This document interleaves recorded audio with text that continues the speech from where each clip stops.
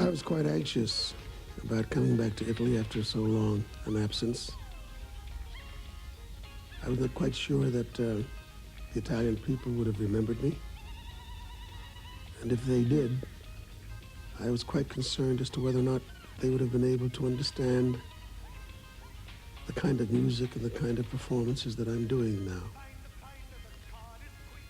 With this anxiousness as a guideline to my approach to Italy, I worked very hard with the musicians and with friends to interpret my work in a way that I thought would be understood by the Italian audiences.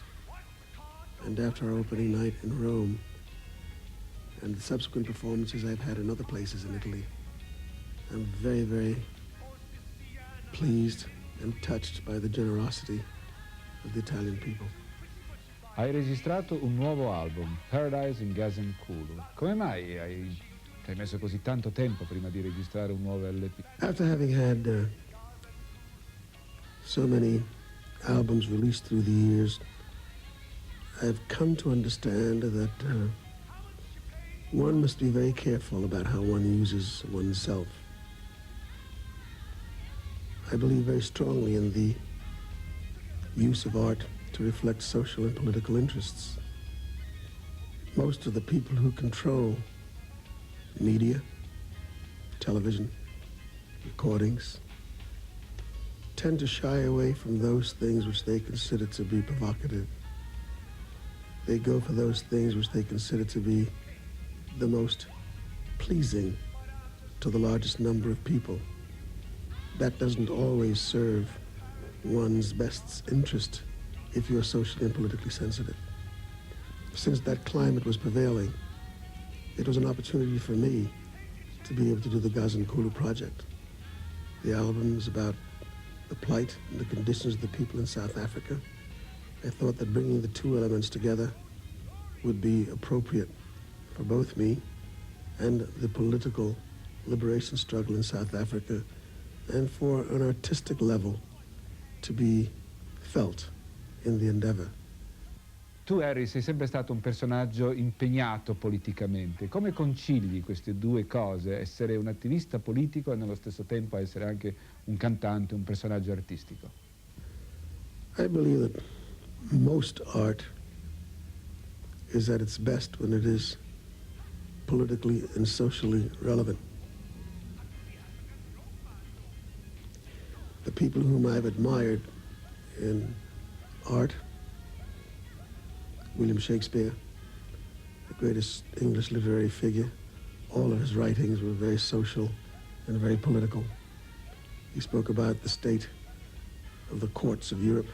For me, it is very difficult to understand art that doesn't have that, or art and artists who are able to sustain a life that doesn't reflect that.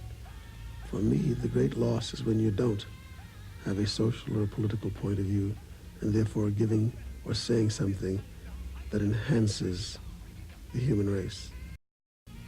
Well, I think artists are communicators.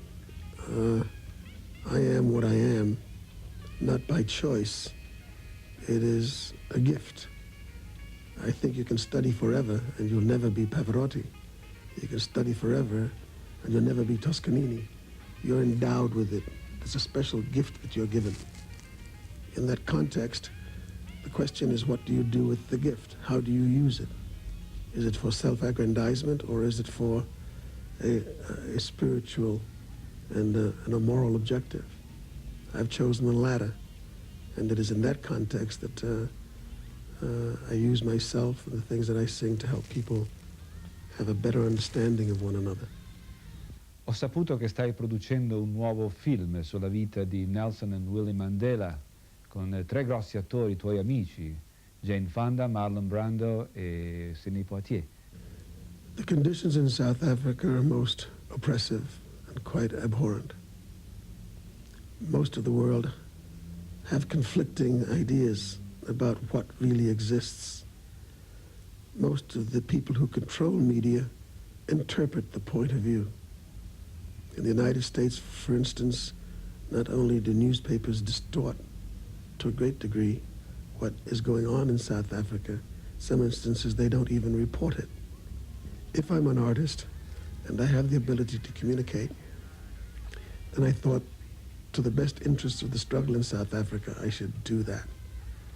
So I called Sidney Poitier, I called Jane Fonda, I called Marlon Brando, and I spoke to my friend Sidney Pollack, who's my co-producer, to see if we could not pool our resources to do a 6-hour movie for the American Broadcasting Company to be shown as a TV film in America, primarily for the American people to have a much greater insight into what has happened in that country through the point of view and through the eyes of Winnie and Nelson Mandela.